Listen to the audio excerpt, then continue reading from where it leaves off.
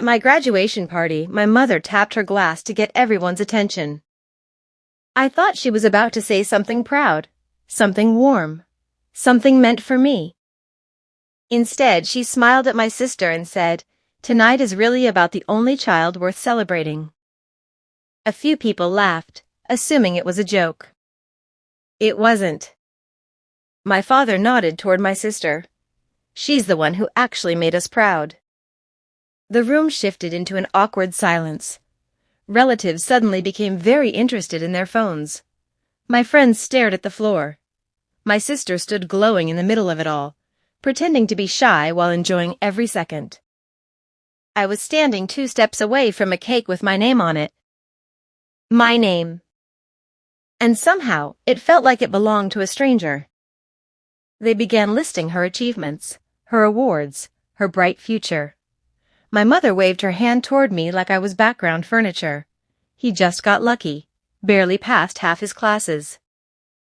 That wasn't true. But truth had never been important in our house. Appearances were. I could feel eyes on me, waiting for a reaction, waiting for me to defend myself, to argue, to prove them wrong and confirm everything they believed about me. I didn't. I picked up a plastic cup of juice and took a slow sip. Calm. In that moment, I understood something I hadn't before. People who are loud about your failures are often afraid of what you might become. My sister kept posing for pictures. My parents kept talking like I wasn't even there. The party slowly turned into a celebration of her, at my graduation. So I did the one thing no one expected. I set the cup down. I smiled politely. And I walked out of my own party without saying a word. No goodbye, no argument, no scene. As the door closed behind me, the noise faded into the background. The street outside was quiet, almost peaceful. They thought they had won. Time moved quietly after that night. I didn't call. I didn't argue. I didn't explain why I left my own graduation party. I simply disappeared from the daily noise of my family and poured every ounce of energy into myself. While they kept talking, I kept working.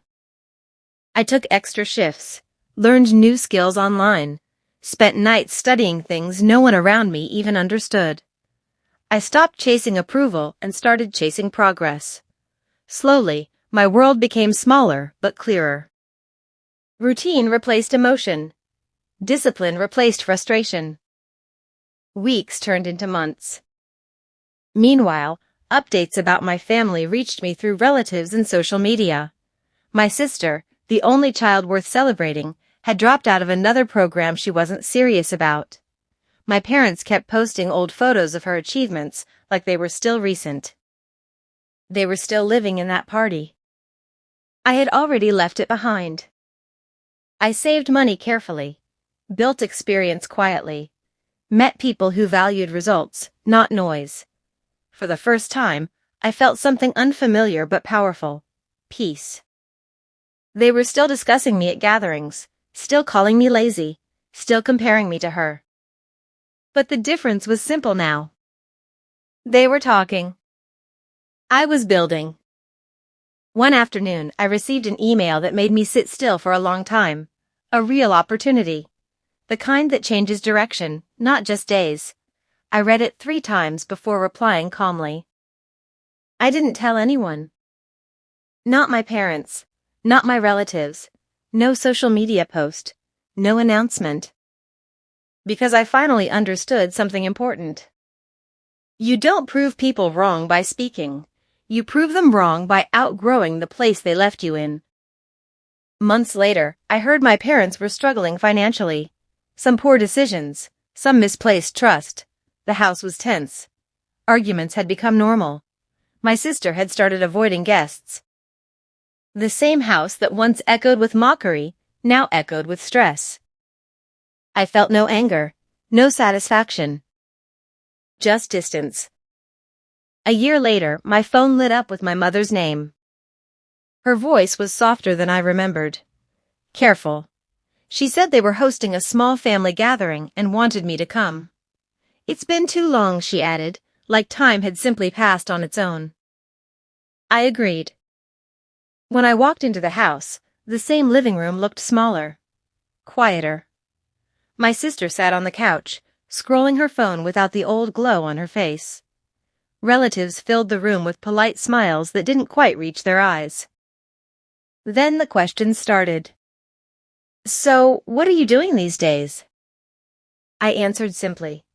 I told them about my work, the city I had moved to, the position I held, the team I managed. No bragging, no drama, just facts spoken calmly. The room grew still. My father leaned forward. You never told us any of this. I met his eyes. You never asked. Silence settled like dust. My mother tried to smile.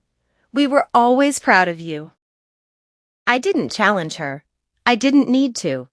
The truth was already sitting in the room with us. My sister looked at me for a long moment, then away. No one apologized directly. They didn't have to. Their voices had lost the sharpness I remembered.